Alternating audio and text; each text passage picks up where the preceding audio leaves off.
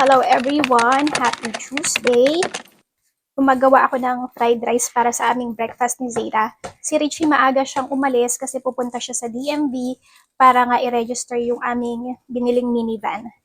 And kausap ko siya kanina, sabi niya sobrang napaaga daw siya doon kasi ang appointment niya ay 10:55 a.m. And at this moment, it is 9:45? I know, 10:05 a.m. Pero nung kausap ko siya, parang maka 9:45 a.m. Pero nag-aantay na siya doon. Okay na yung maaga kasi naman malate. Tapos mamaya, meron akong 18-week prenatal check-up sa aking OBGYN ng 2:15 p.m.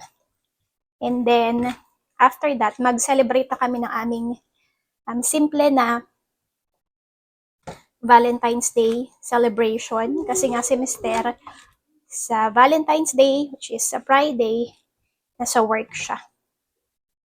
Supposedly, ipapaiwan namin si Zayda sa aking mother-in-law pagpunta namin ng hospital kasi nga bawal dun sa main office nung OBGYN yung mga baby. Isa lang yung pwede mong kasama.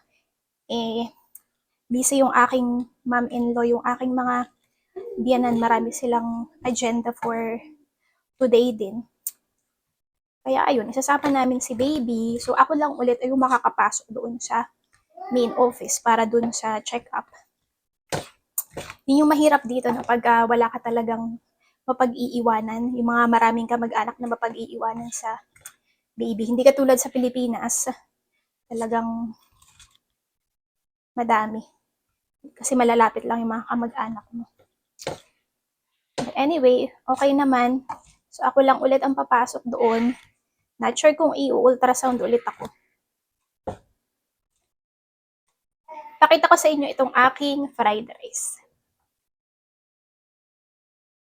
Ito ang aking fried rice. So nilagyan ko siya ng egg, green peas, ground beef.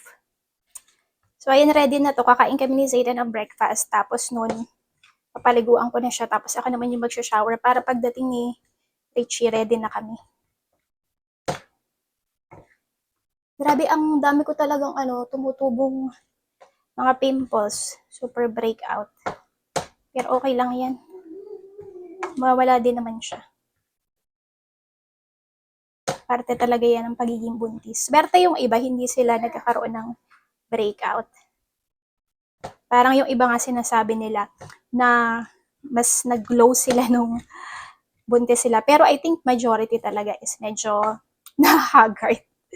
Pero ganun talaga, okay lang yan. Sabi nga nila, kung ayaw mong pumangit, huwag ka magpabuntis.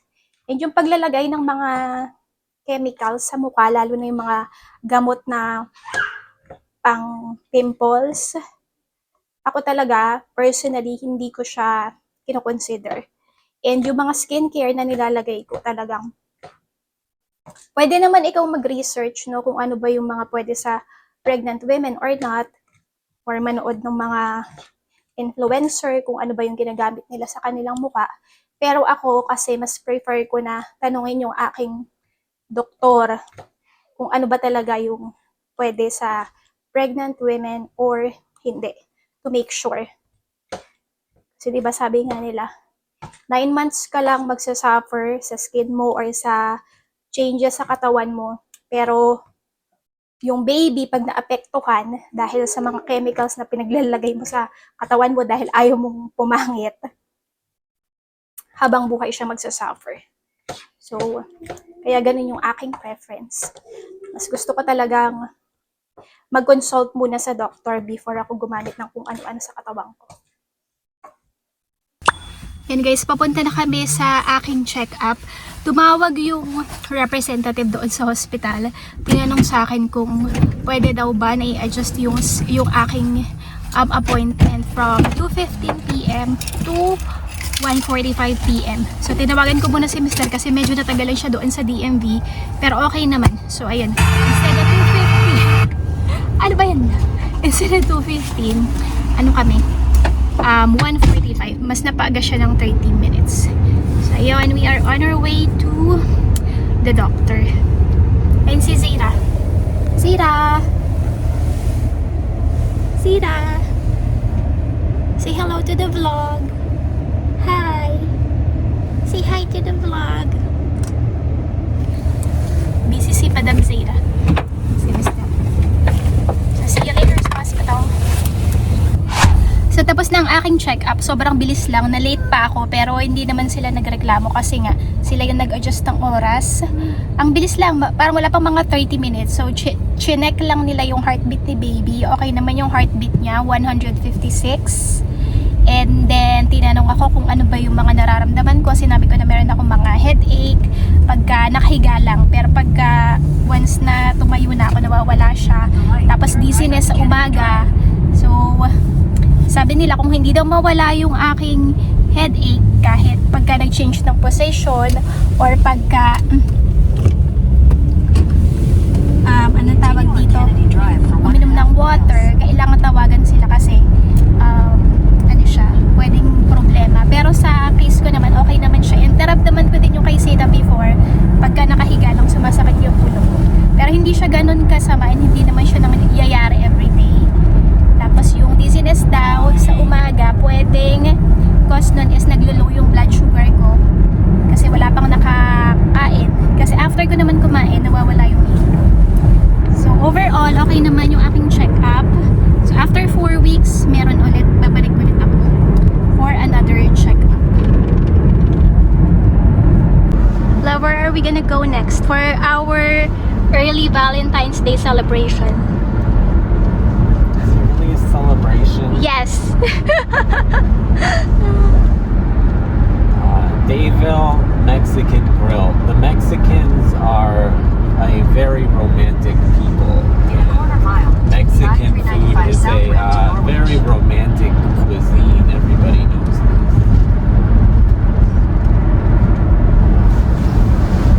Si Zayda, yung hat niya nakatakip na sa mata niya. Baby! Zayda!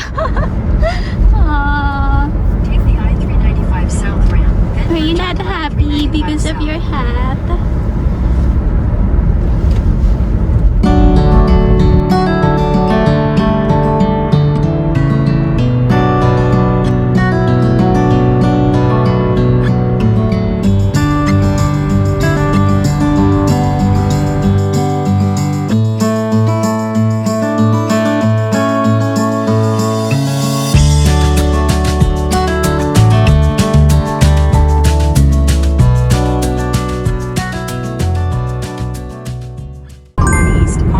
Sa Pilipinas, story time lang. Every time na nagpapa-check up ako doon, nung buntis ako kay Zira, gusto ko lagi akong inu-ultrasound.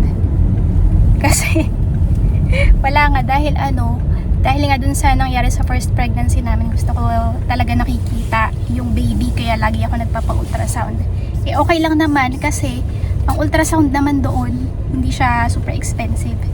Eh, dito, di ba, kahit may insurance ka na, mahal pa din yung babayaran mo, katulad nung nangyari dun sa aking check-up last time. So, hindi ko na siya pinupush na magpa-ultrasound. Kasi di ba pagka pagka ikaw yung nag-request and hindi siya kino-consider as medically necessary, babayaran mo siya ng buo. So, okay na yun na na-check naman nila yung heartbeat and okay naman lahat. From being stuck in your chair. Maybe we should change your diaper before we go in there. We just changed her diaper, She's love. been sitting in her chair for 2 hours. 2 hours your face, love. You're always exaggerating things. 1 hour at least. No, it's not 1 hour. Alright, baby. Mama says you gotta wear a wet Grabe, diaper. napaka-rosy cheeks naman ang anak ko. Sana all rosy cheeks. Love, someone's calling you. Dito na tayo sa restaurant.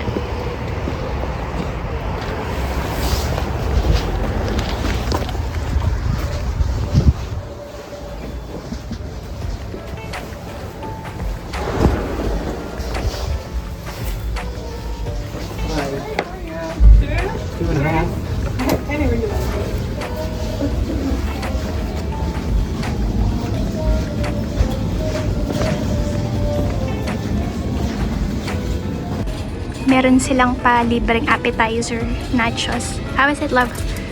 Is it good? Baby! Where's her snacks?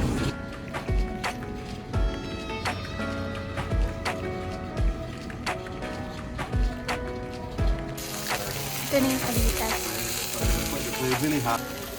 Ito na yung food. Ang bilis nung ano nila, serving. Yung kay Miss Lam. What did you order? Chimichanga. Chimichanga. Sa akin ay chicken fajitas. Sarap. Kain na tayo.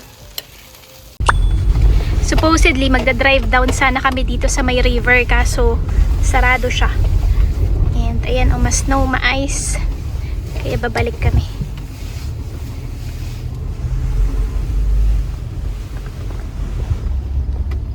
Sira! Hi!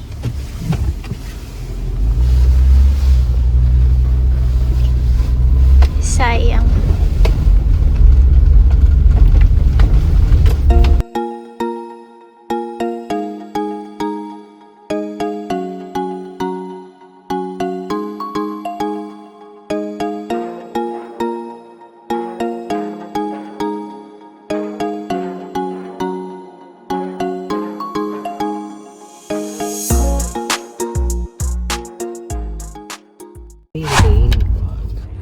Little Dito lang kami Lily nag-hangout sa loves loob to ng laze minivan. around. While her friends all fly about, she sits upon the ground. No, you don't want to hear it?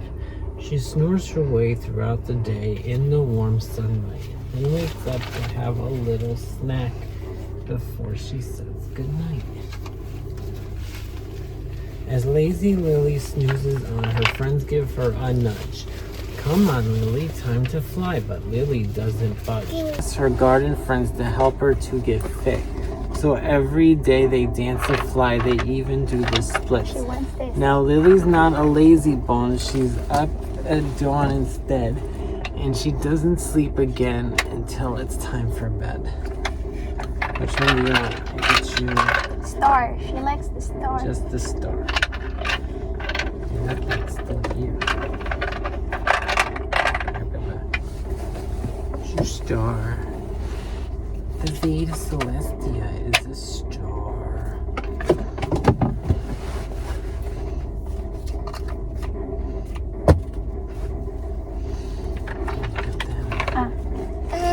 She's supposed to be playing back there and giving Dada his space. She wants to eat. Yay! Clap, clap, clap.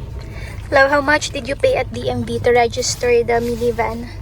Somewhere between 600 and 700. I can't remember exactly.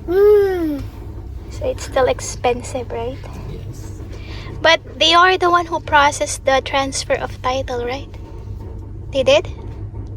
Transfer. Yeah, I guess. Ayan yung lake, frozen siya. Tapos kanina meron diyang isang naglalakad. Nakakatakot kasi baka biglang, anong tawag dyan? Mag-break yung ice, di malulog siya dyan.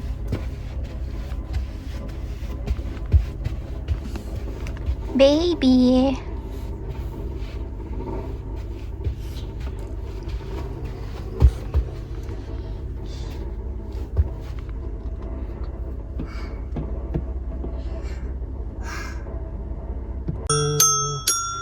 Bing bong bing. Bing bong bing. Bing bong bing. Bing bong boo. Bingly bongly bing bong boo.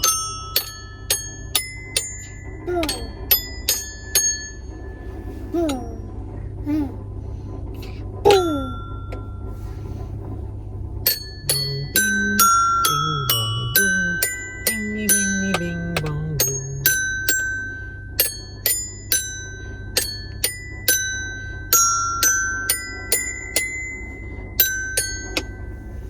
Pauwi na kami guys. So ayan lang aming simpleng celebration ng Valentine's Day. After ko magpa-check up, kumain lang kami doon sa Mexican restaurant.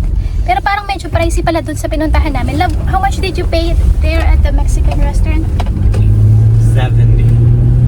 Do you think it's worth it? Sort of. I mean, no, it's stupid to pay $70 for a meal, but those authentic Mexican restaurants are nice just for what they are. They used to be more affordable, but because of inflation, so it's not really their fault that it's expensive. It's just the way it is because of inflation.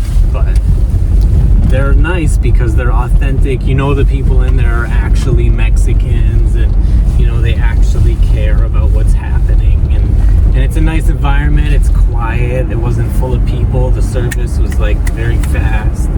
It's a nice place, you know. So it sucks it's so expensive, but it's because of inflation. Everything is expensive now, so it's whatever. So, yun, masarap din siya. So, it's not bad. And minsan-minsan na lang din naman kami kumakain ngayon sa labas dahil nga nagtitipid. Dahil mga anak at CS tayo. Kahit na may, anong tawag dito, kahit na may insurance, malaki pa rin yung babayaran, lalo na pag CS ka. So, ayun lang siguro. Uwi na kami. And thank you ulit sa patuloy na pagsuporta sa aming YouTube channel at sa patuloy na panonood ng aming mga videos. Thank you so much for watching and see you again next time. Happy Valentine's Day, everyone. Bye!